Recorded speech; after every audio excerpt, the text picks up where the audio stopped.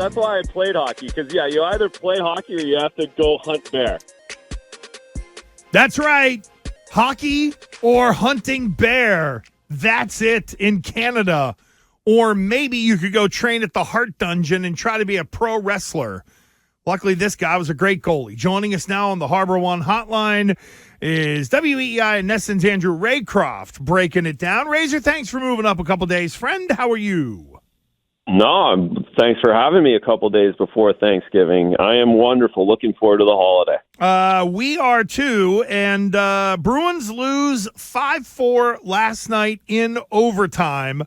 I know there was the old double man advantage there in the end. How do you kind of look at the last, 30 seconds of last night's game and the Bruins giving up a lead when Tampa was really getting aggressive on the offensive end? Was there anything that stood out to you in terms of the way regulation ended last night? Well, the only games that the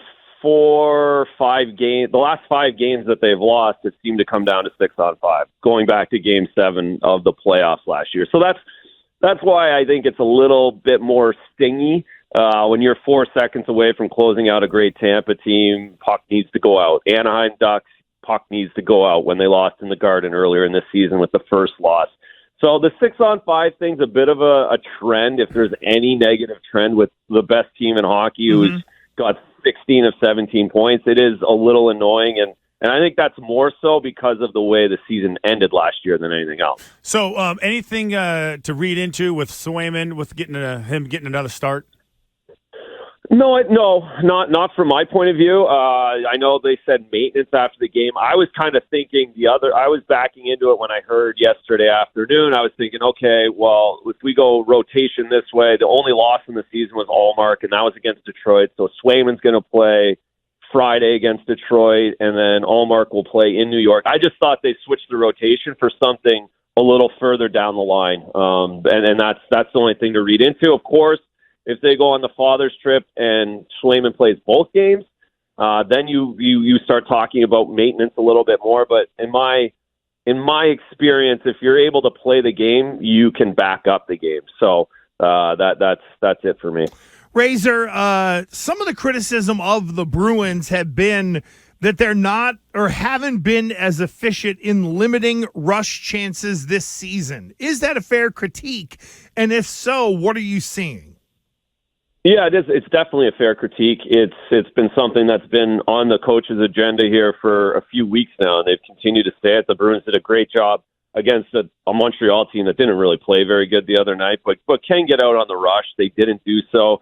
Tampa was a bit of the opposite. There's quite a few 2-on-1s. The first period, there were quite a few opportunities. I don't think anyone's really got their finger on it, whether it's the defense jumping in the rush too much, the forwards not reading the defense jumping in the rush, or just not playing with the puck in the right spots on the ice, whether it's getting it deep or making the right decisions, I should say. So certainly the team doesn't have exactly why it's happening, because they would have cleaned it up by now, but they certainly have to do better, because teams like Florida, teams like Tampa Bay, teams like the New York Rangers on Saturday are going to make you pay at some point. So we're talking to Andrew Raycroft. So, Razor, the father's trip. How much shenanigans going on this trip? How much do the dads kind of really take over the town that they're in? Because I'm assuming they're in Fort Lauderdale or anywhere near that area. I assume the elbow room's cooking right now. The dads. It's funny. I actually went on a dad's trip down to Florida with my crew, and none of us wanted our dads rooming with us. It's like, put the dads together, let them do whatever the hell they want to do, and it's like you get up in the morning like, hey, Dad, are you around? Are you alive? Hopefully you made it. So no, they definitely act like kids and definitely get into it, and it's a great time. I think. This is a night where you'll do the team dinner with everybody and get the dads and tell stories, and it's a really cool experience. It's one I did 2 or 3 trips with my dad, and you will never forget them. Do you think the players tend to, I don't know, just by design, like their pops, is there and they're watching over them? Do you think that they play harder, or and do you think that they schedule the father's trip which the Montgomery may seem would be maybe a difficult road trip. Hey, listen, let me bring the fathers on this road trip, give the players a little bit of juice, and because they may need it at this point in time. I think there's any schematic advantage doing that. I think it just worked out. Like, Florida's the best way to do a trip, right? And Florida's the best place for an East Coast team to do any kind of these trips, other than a siblings trip to Nashville. Like, you can't bring the dads to Nashville, right? Like, if you bring the dads to Nashville, you will lose them. They are gone. They will not make it to the game. You bring the siblings to Nashville where they can keep up and they can hang with the younger crew. You bring the dads to Florida, they can hang out on Fort Lauderdale Beach. I think it just turned out that it's Tampa, Florida. So I think location is more important than the actual schedule when you book these trips. Hey, Razor, does this happen in every outpost in the NHL, something like this, or is this just unique to certain organizations? No, I think almost all of the organizations have a theme trip at this point. It was certainly new, and it was certainly something that not all the teams did when I was playing, but at this point now, everyone's caught up, and it's important to the families. It's important to the players. I think it's really important to the organizations all around. Has a dad on one of these trips? Yeah, on Twitch we could see like the dads in the jerseys kind of walking in. And you don't need to name names unless you want to, because maybe it's a good friend of yours and you know the dad. Were you ever on one of these trips where the dad was just a disaster? I mean, hammered all the time, soiling himself, whatever, hitting it 4 fairways over off the tee, something like that. Was there ever a dad of a player that just was a mess? Nothing. No one's standing out, and I am friends with a lot of these dads now, or became friends. And that was a cool thing. Like in Toronto, for instance, we did back-to-back dads trips year after year. So by the time the second one, like, they have their buddies, you have your buddies that the dads that you want to hang out with and you want to see again. And but no, I don't remember anyone embarrassing their son to the point of complete aggression. Did you have to worry about that? And was it addressed with your dad before he went on one of these trips? No, my dad's pretty laid back. I would never be worried about him like passing out on a bar stool at 2 a.m. But there's certainly I knew he was going out too. Like, he's not going to not stay out. Right. So there was the concern in the morning. Okay, everyone feeling good? Are you okay? Can you make it to the practice? How we doing? But no, my mom, that's the other. She would embarrass me. My mom would definitely be the one. Yep. She would be outgoing and dancing and talking and the whole thing. My dad's a little more laid back. Interesting. Yeah, my mom would walk in with a bottle of wine already open and being like, "Hey, we're starting the day." I feel you on that one, Razor. So is there per diem for the dads? See, now. Yeah. So how does all that work on you guys would normally get your envelope full of money or whatever. Is it the same thing for the dads and they open it up and be like, holy hell, what is this?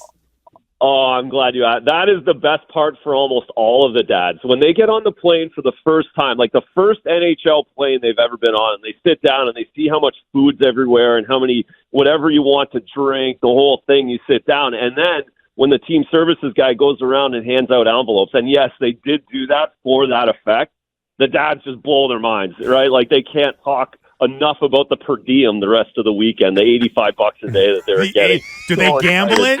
Do you guys ever gamble your per diem before the plane takes off? Because we used to do that. We would have a lottery.